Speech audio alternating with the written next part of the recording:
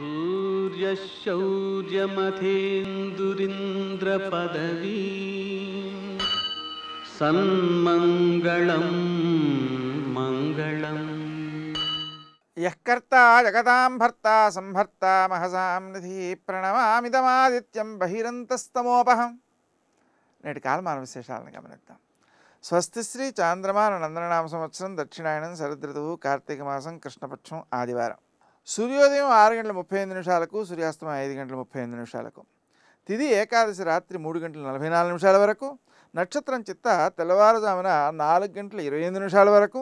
వర్జం మధ్యాహ్నం 1:35 నుంచి 3:04 వరకు. దుర్ముహూర్తం సాయంకాలం 4:10 నుంచి 4:54 వరకు. అమృతకాలం రాత్రి 10:31 నుంచి 12 వరకు.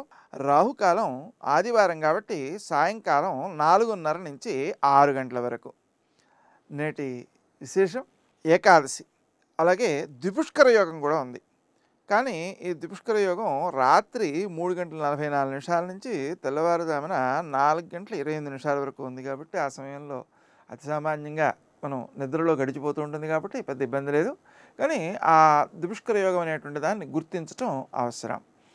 ఏకాదశి కాబట్టి ఒకవేళ జాగారం చేసినట్లయితే మనం మళ్ళీ జాగారం చేయగలుగుతాం. ఎందుకంటే ద్విపుష్కర యోగ సమయంలో కూడా జాగారము భజన జరుగుతాయి కాబట్టి. మనకు సామాన్యంగా గత కాలంలో ఏకాహం అనేటువంటి పేరుతో సూర్యోదయం నుంచి మళ్ళీ సూర్యోదయం వరకు ఏకాదశి నాడు భగవన్నామం ఉచ్చారణ జరుగుతూ ఉండేది.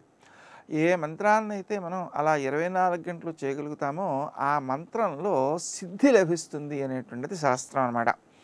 అందుకని మనం ఆ విధమైనటువంటి ఆచరణ చేయడం ద్వారా మనం మంత్రసిద్ధిని పొందడము అలాగే ఆ భగవంతుని యొక్క అనుగ్రహాన్ని పొందడము సాధ్యమవుతుంది.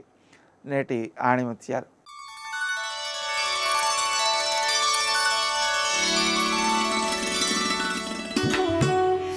దయగల హృదయమే భగవంతునికి నిలయం.